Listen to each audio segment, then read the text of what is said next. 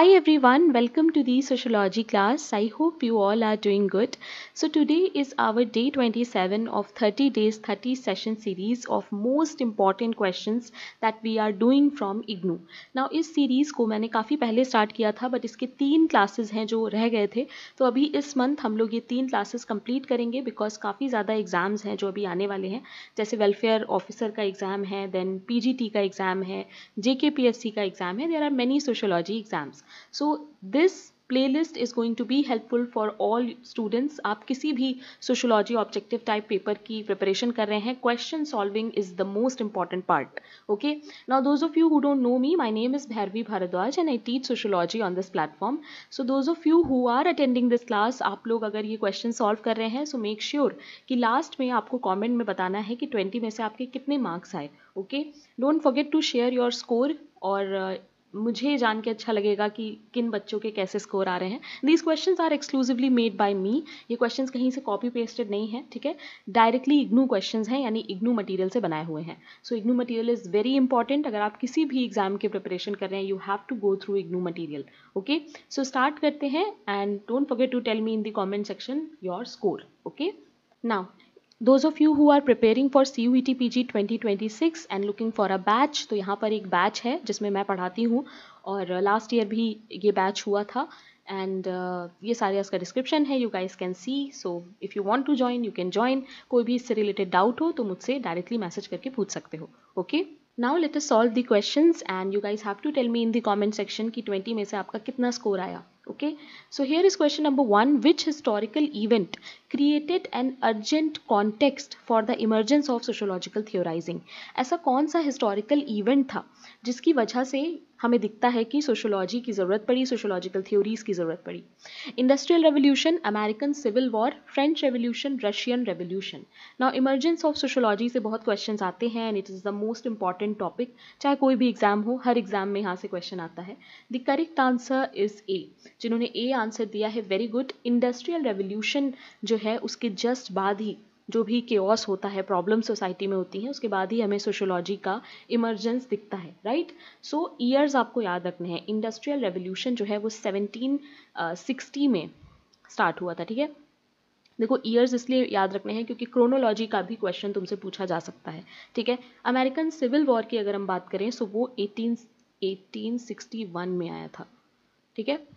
French revolution started in 1789, okay, and Russian revolution जो है वो 1917 में हुआ था, तो सबसे recent you can say. Okay, so please remember the year guys. Exam में ईयर से क्वेश्चन आते हैं. Okay, now question number 2. Which two major sociological theorists were especially concerned with the issue of law and order after French Revolution?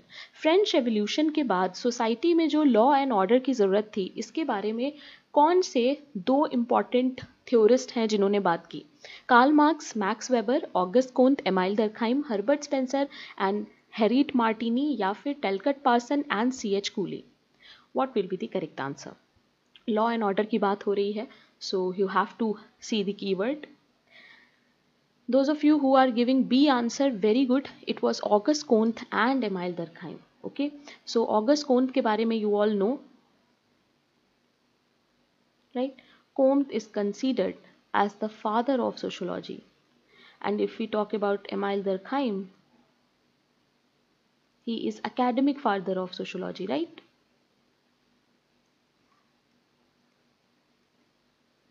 Please remember, exam में आता है. अभी recently एक student ने मुझसे पूछा था कि मैम बुक में तो लिखा है कि एमाइल दरखाइम है father of sociology, but no, you have to remember he is academic father, not actual father. Okay, now Marx and Weber की अगर हम बात करें सो इन्होंने कैपिटलिज्म और रैशनलाइजेशन पे काम किया है, तो लॉ एंड ऑर्डर की जगह you can remember those keywords for them, right. Now question number 3.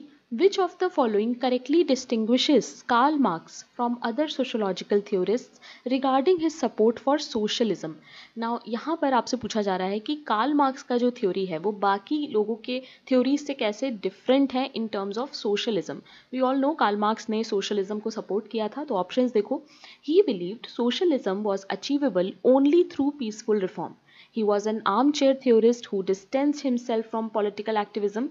He actively supported socialism and was involved in political movements. He rejected all the forms of socialism in favor of conservative values.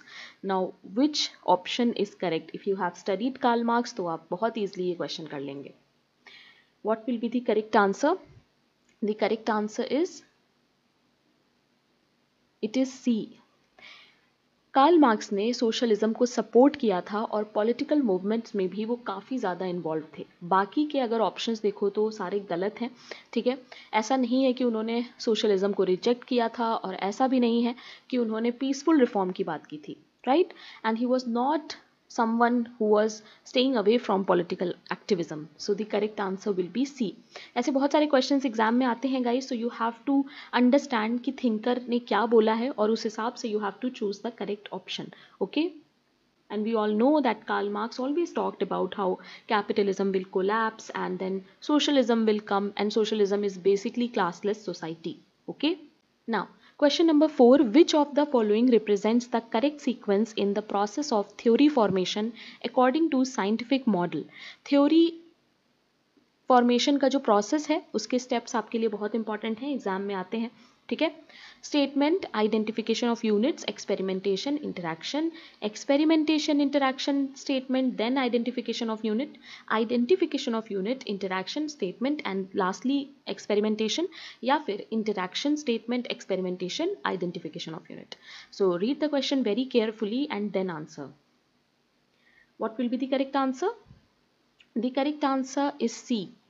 सबसे पहले हम लोग units को identify करेंगे, then interaction होगा, then statement और सबसे last में एक्सपेरिमेंटेशन होगा, तब जाके एक थ्योरी का फॉर्मेशन होगा. ठीक है, here look at this note.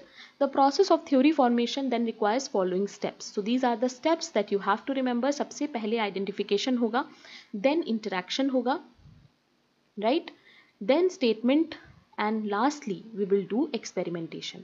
Okay, so this is a very important part. यहाँ से question बनते हैं, so make sure that you take screenshot और जब मैं PDF दूंगी you read it. Okay, now question number 5.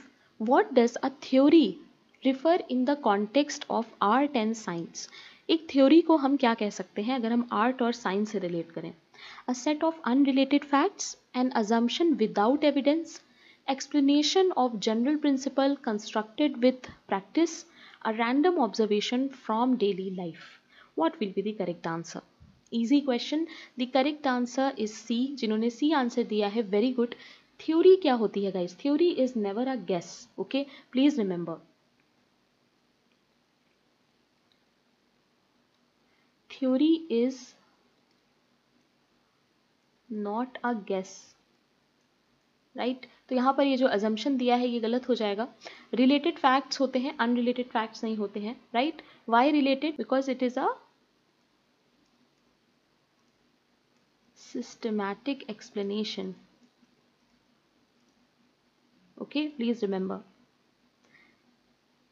और ये सारा जो भी थ्योरी में एक्सप्लेनेशन होता है, it can be via observation, analysis और may be practical experiences as well.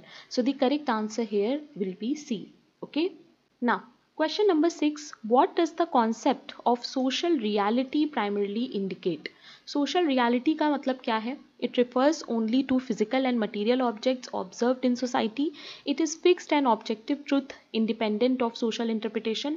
It reflects society's capacity to construct different meanings of visible reality. It is identical across all cultures and historical periods. What will be the correct answer? The correct answer here is C. जिन्होंने C answer दिया है, very good. देखो, social reality का मतलब क्या होता है? Reality is socially constructed. जो हमारा reality होता है वो society बनाता है, right? So it reflects society's capacity to construct different meanings. Society हमारा reality define कर रहा है. It only refers to physical material तो नहीं होगा, सिर्फ physical material नहीं आएगा इसमें. Fixed and objective truth भी नहीं होगा, right? It is identical across all cultures, so no, it is not identical. It can differ. Right, her society में, हर कॉन्टेक्स्ट में आपको रियलिटी जो है वो अलग दिख सकती है. राइट, सो सोसाइटी बनाती है रियलिटी, हम लोग इसको सोशियोलॉजी में पढ़ते हैं. Right, now question number 7. दो स्टेटमेंट दिए हैं and you have to choose which statement is correct, which is incorrect. Statement 1 देखो, neo functionalism emerged as a unified theoretical framework that strictly followed the original principle of structural functionalism. Neo-functionalism, as introduced by Jeffrey Alexander in 1985, sought to revise Parsons' ideas by incorporating elements from other theoretical tradition, including Marxism. What will be the correct answer? The correct answer is D. जिन्होंने D answer दिया, very good. Statement 1 गलत है guys. Statement 1 गलत क्यों है? क्योंकि neo functionalism जो था वो स्ट्रक्चरल फंक्शनलिज्म से डिफरेंट था, राइट? स्ट्रक्चरल फंक्शनलिज्म जैसा नहीं था, ना ही उसके प्रिंसिपल्स को फॉलो करता था, राइट? सो स्टेटमेंट 1 जो है वो क्या हो जाएगा? गलत हो जाएगा, क्योंकि नियो फंक्शनलिज्म ने एक्चुअली फंक्शनलिज्म को क्रिटिसाइज किया था, रिवाइज किया था, ना कि कॉपी किया था या ओरिजिनल प्रिंसिपल को फॉलो किया था, right? So it rather criticized and revised functionalism. Okay, please remember. Now, question number 8. Which of the following statement are true regarding the organic analogy in sociology? Organic analogy के बारे में इसमें से क्या सही है? देखो, organic analogy helps understand the interdependence of parts in society. It suggests that individuals can function independently like single cells. Society, unlike organism, starts from a dyad, not a single individual. Organic analogy fully captures the complexity of human life. We all know कि Herbert Spencer बात करते हैं organic analogy के बारे में, right? It is the very important topic. क्या होगा इसका सही आंसर? The correct answer is B. देखो, ऑर्गेनिक एनालॉजी हमें हेल्प करता है सोसाइटी को समझने में. इट इज़ करेक्ट, ठीक है? जिस तरीके से हमारा बॉडी इंटरडिपेंडेंट होता है, वैसे ही सोसाइटी के अलग अलग पार्ट्स भी आपस में इंटरडिपेंडेंट होते हैं, and that is what organic analogy is all about, right? Second statement देखो, it suggest that individual can function independently. So यहाँ पर इंडिपेंडेंटली की बात ही नहीं होती है, यहाँ पर इंटरडिपेंडेंस की बात होती है, ठीक है ना? Society unlike organism starts from diet, not a single individual. तो ये बिल्कुल सही है. हम लोग इसमें पढ़ते हैं डाइट के बारे में, जिमेल ने भी बात किया है एंड स्पेंसर ने भी बात किया है. Organic analogy fully captures the complexity of human society, so we can say it is not true. Okay, the correct answer here will be B. Now, question number 9, assertion reason question. Scientific research in sociology advances by rejecting existing theories through the process of falsification. Sociology में जो भी scientific research होता है वो advance तभी हो सकता है जब हम एग्जिस्टिंग थ्योरीज को रिजेक्ट करें फॉल्सिफिकेशन के प्रोसेस से, ठीक है? You all know what is the process of falsification in social research और सोशोलॉजी. फॉल्सिफिकेशन का मतलब है कि अगर कोई थ्योरी बनी है तो उसको हम लोग रिजेक्ट कर सकते हैं या फिर उसको क्रिटिसाइज करके दूसरा थ्योरी जो है बना सकते हैं, है ना? इसीलिए देखो, एक टॉपिक में एक ही थ्योरी नहीं होती है, बहुत सारी थ्योरीज होती हैं, क्योंकि हम लोग कॉन्स्टेंटली थ्योरीज को फॉल्सिफाई कर सकते हैं, right? Now we will add because here. So because propositions in a theory must be constructed in a way that they can be tested and potentially proven false. अगर कोई ऐसी theory होगी जिसको हम फॉल्सिफाई ही ना कर पाए तो वो थ्योरी ही नहीं होगी, right? And Karl Popper talks about it. Please remember the name. Okay, कि फॉल्सिफिकेशन बहुत ज़्यादा इंपॉर्टेंट है थ्योरी बनाने के लिए. So the correct answer here will be A. Okay, Hindi में ऑप्शंस नहीं है बट हिंदी का ट्रांसलेशन है, सो हिंदी वाले students can read this. Okay, now question number 10. कुछ इंपॉर्टेंट ऑथर हैं, कुछ इंपॉर्टेंट बुक्स हैं and you have to match them. So match करो and tell me the answer in the chat और in the comment section. What will be the correct answer? Talcott Parson की जो famous book है, we all know it's the structure of social action. Robert Redfield की बहुत important book है peasant society and culture, that you should remember. George रिट्जर की book का नाम है modern sociological theory and Turner की बुक है functionalism. So here the correct answer will be A. Okay, now functionalism book new लग रही होगी तो प्लीज़ याद कर लेना, ये एग्जाम में आती है. इवन सोशल एक्शन की जो बुक है टेलकर पार्सन की, वो भी बहुत इंपॉर्टेंट है. Okay, all these books are really really important. Question number 11. So दो स्टेटमेंट्स हैं, you have to read the statement and then tell me the correct answer. Statement 1 है कि Radcliffe Brown adopted Evans Pritchard's concept of social structure without any modification. Statement 2 है कि Evans Pritchard outlined his concept of social structure in the last chapter of his book The Newer. Now these kind of facts you will find in IGNOU, that is why IGNOU is important. Okay, और इस तरह के uncommon facts से questions आते हैं. So here the correct answer is D guys. Please remember statement 1 जो है वो गलत है. ठीक है, Evans Pritchard ने social structure के बारे में बात की है द न्यूअर बुक के लास्ट चैप्टर में. This is correct.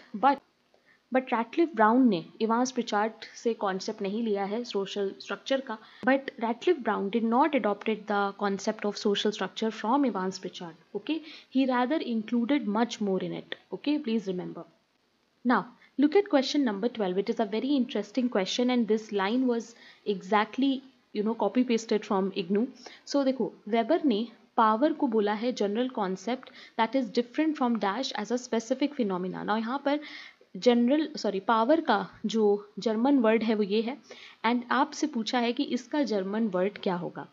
Now this is a very interesting question और इस तरह के क्वेश्चंस बनते हैं. That is Y I highly recommend कि एक बार आपको इग्नू नोट्स ज़रूर पढ़ने चाहिए. उसमें इतना ज़्यादा मटीरियल है ना गाइज दैट अगर आप इग्नू नोट्स को अच्छे से कर लेते हो BA में तो समझ लो सोशियोलॉजी बहुत अच्छे से कर ली. राइट ना, domination, authority, class, status group. What will be the correct answer? The correct answer is a, that is domination. Please remember, domination को उन्होंने ये बोला था जर्मन में. Now I can't pronunciate it but please remember. Okay, now question number 13 देखो, which of the following statement incorrectly reflects the key idea from Marx's work of capital. Incorrect पूछा है, यानी कौन सा इसमें से ऐसा स्टेटमेंट होगा जो मार्क्स के साथ नहीं जाएगा. ठीक है, देखो, capital is primarily a defence of bourgeois economic theories. Marx studied classical economics like Adam Smith and David Ricardo. Marx subjected economic categories such as value, commodity, capital to critical analysis. Capital aims to both scientifically analyze and critique the capitalist system. What will be the correct answer? The correct answer is A. Please remember, capital is primarily a defense of bourgeois. ये बिल्कुल गलत है, उन्होंने उल्टा इसको oppose किया था. Right, सो ये वाला स्टेटमेंट जो है वो गलत हो जाएगा. ओके, पूंजी मुख्य रूप से बुर्जुआ आर्थिक सिद्धांतों का बचाव है, तो ऐसा नहीं है. Okay, question number 14, which of the following best explains the emergence of sociology in India. इसमें से कौन सा है जो इमर्जेंस ऑफ सोशियोलॉजी इंडिया को बहुत अच्छे से एक्सप्लेन कर रहा है. It evolved purely from traditional Indian philosophical thought independent of western influence. It developed as a reaction to colonial administration and the rise of nationalism. It emerged as an intellectual response by Indians to Western interpretation of Indian society. It was introduced by missionaries as a part of religious reform movements. What will be the correct answer? Emergence of sociology in India is also a very important topic. The correct answer is C. Please remember, it is C. It emerged as an intellectual response by Indians to Western interpretation of Indian society. एक time पे बहुत ज़्यादा ऐसा चल रहा था कि जो वेस्टर्न सोसाइटी थी या you can say western thinkers थे, वो इंडियंस के बारे में अलग अलग तरह की चीज़ें बोल रहे थे, जबकि it was not true.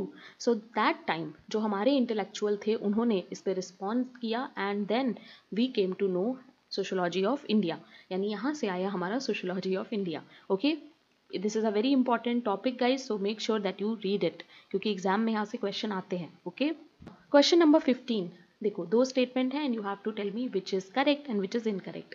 Michel Foucault analyse the relationship between power and knowledge, arguing that knowledge is both a product and a means to exercise power. Statement 2 है कि Foucault believe that power operates only through coercive state institution like police and judiciary. Easy question. अभी कुछ दिन पहले ही मैंने Michel फुको पे एक class बनाया था, सो आई होप आप लोगों ने वो सारा देखा होगा. Right, the correct answer here is C. Statement 1 जो है वो सही है, this is the correct statement, but statement 2 is incorrect. Why? Because power को इन्होंने डिफ्यूजिव बोला था. इन्होंने ये बोला था कि सिर्फ कोर्सिव इंस्टीट्यूशन तक पावर लिमिट नहीं होती है, पावर सब जगह हमें और भी देखने को मिलती है. सो ये स्टेटमेंट क्या हो जाएगा? गलत. Question number 16. Who is the editor of the book Village India Studies in the Little Community published in 1955? What will be the correct answer? S C Dube, M Marriott and Andre Beteille या फिर D N Majumdar? What will be the correct answer? The correct answer is B. Please remember it is Mackim Marriott का famous book. Okay. Question number 17 again books and author. देखो books and authors से बहुत questions आते हैं, so you have to do so many questions like this so that कुछ ना कुछ books तुम्हारे एग्जाम में आ जाएं and you can do eliminate करके, right? अब देखो यहाँ पर एक नए थिंकर दिख रहे हैं, बुरकिट या बर्किट, I don't know how to pronunciate it. So इसके अलावा कैलहॉन, देन डेलेंटी, डेल्फी एंड डियाना, ये सारे ऐसे थिंकर्स हैं जिनके बारे में स्टूडेंट्स जल्दी नहीं सुनते. So that is why it is important to do all such kind of questions. ये बुक्स जो हैं आपकी ये इग्नू में ही मेंशन है. Okay, the correct answer here is A. So match कर लेते हैं, कहीं पे नोट कर लो. All these are very important books specially for NET students क्योंकि ये सारे टॉपिक्स वहाँ पे आते हैं, राइट? सो बुरकिट की अगर हम बात करें, the correct answer will be 3. Bodies of thought इनकी बुक है, embodiment, identity and modernity. Okay, Craig Calhoun की अगर हम बात करें सो इनकी बुक नेशनलिज्म है, very important book. Now next is Delanty. Delanty की इंपॉर्टेंट बुक है citizenship in a globe age. Okay guys, please remember. And Delphy and Diana की बुक है familiar exploitation. All these books are highly important. Okay, ना question number 18 again books and authors. So ये कुछ easy books हैं और ये exam में already आ चुकी हैं. सीरिट मिल्स की जो बुक है that is the sociological imagination, we all know. So A का फर्स्ट देखो एक में ही है, so B will be the correct answer, right? So match कर लेते हैं बाकी भी. डेविड लियोन की बुक है third, that is surveillance society. And Tim May की जो बुक है that is social research issues and method. And Slevin की बुक है internet and society. All these books are really really important guys, please make a note. Okay, question number 19 कुछ statement है. Now question number 19 again statements वाला question, तो read करो and tell me the correct answer. I am giving you some time. देखो, orientalist interpretation of Indian society during the 18th century portrayed it as static and timeless due to their reliance on ancient text. Missionary interpretation of Indian society viewed it as culturally rich and emphasized the need to preserve its tradition. What will be the correct answer? The correct answer is C. Statement 1 सही है. Orientalist जो थे वो Indian society को portray कर रहे थे as static, timeless, right? But statement 2 जो है वो गलत है. क्यों? क्योंकि मिशनरीज जो थे ना वो इंडियंस को कह रहे थे कि तुम लोग क्रिश्चियनिटी में कन्वर्ट हो जाओ. तो यहाँ पर जो प्रिजर्वेशन ऑफ कल्चर की बात हो रही है ये बिल्कुल गलत है, उल्टा हो रहा था यहाँ पे, ठीक है? So the correct answer will be C. Now, question number 20. What does the term sociography refer to? Sociography का क्या मतलब है? The theoretical study of social system using abstract models, the statistical analysis of social behavior in urban settings, the descriptive account of a particular society, community or social group, या फिर the philosophical study of society's historical evolution. What will be the correct answer? The correct answer is C. Please remember, sociography का मतलब होता है descriptive account of a particular society. अगर किसी particular society, community या social group को हम बस describe करेंगे तो वो sociography हो जाएगा, ठीक है? Please remember. मैंने देखो यहाँ पर ऐड भी किया है और किसने इसको कॉइन किया है that is also very important. एक डच सोशोलॉजिस्ट है, उनका नाम है, ये थोड़ा सा टफ है तो याद रखना, कहीं पर नोट कर लो. This might be asked in exam. Okay, so that's it for today guys. I hope you liked today's class. Don't forget to tell me in the comment section कि आपका क्या स्कोर आया, and don't forget to subscribe if you are a sociology student. and ये जो Telegram है ये आपको ज़रूर से ज्वाइन करना है क्योंकि PDF यहीं पे मिलेगा. ये मेरा पर्सनल टेलीग्राम है, कोई भी डाउट हो, कोई भी अपकमिंग एग्जाम हो, you can always contact me and tell me. Okay, and अब हमारा सोशोलॉजी ऐप भी है तो you can download this as well. यहाँ पर टेस्ट वगैरह हैं जो होते रहते हैं. सो मैं मिलती हूँ नेक्स्ट सेशन में. Bye bye guys, keep learning.